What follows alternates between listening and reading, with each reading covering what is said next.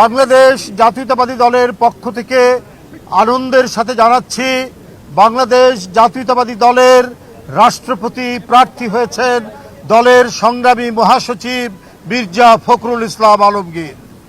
বন্ধুরা আমার, কিছুক্ষণ আগে দলের সম্মানিত চেয়ারম্যান এবং প্রজাতন্ত্রী বাংলাদেশ সরকারের প্রধানমন্ত্রীর সাথে বৈঠকে এই সিদ্ধান্ত গৃহীত হয়েছে, বাংলাদেশ জাতীয়তাবাদী দলের প্রার্থী হয়েছেন মির্জা ফখরুল ইসলাম আলমগীর এবং তিনি প্রার্থী হওয়ার সাথে সাথে বাংলাদেশ জাতীয়তাবাদী দলের মহাসচিব এবং জাতীয় স্থায়ী কমিটির সদস্য পদ থেকে পদত্যাগ করেছেন। এই বিষয়টি আপনাদের সামনে আমরা সারা জাতিকে অবহিত করলাম।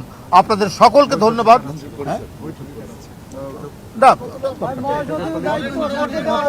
এখনো এগুলি সম্পূর্ণ মিটিং চলমান আছে এবং দলের পক্ষ থেকে তো আগেই আমাদের দলের সম্মানিত চেয়ারম্যান এবং প্রধানমন্ত্রী তার কাছে দায়িত্ব দেওয়া আছে, তিনি যে প্রক্রিয়ায় যেভাবেই হোক তিনি সেই নিয়ে মতামত নিয়ে তিনি সেটা জানাবেন, সেটা আপনারা পরে জানতে পারবেন।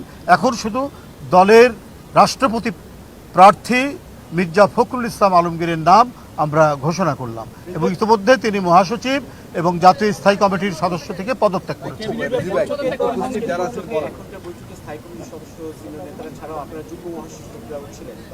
না, আমরা ছিলাম, আমি বলি শোনেন, আমি বলি, আপনারা এখানে ছিলেন জাতীয় স্থায়ী কমিটির সদস্যবৃন্দ, চিফ হুইপ এবং সকল হুইপ এবং দলের সকল যুগ্ম মহাসচিব বৃন্দ উপস্থিত ছিলেন, আর কেউ না।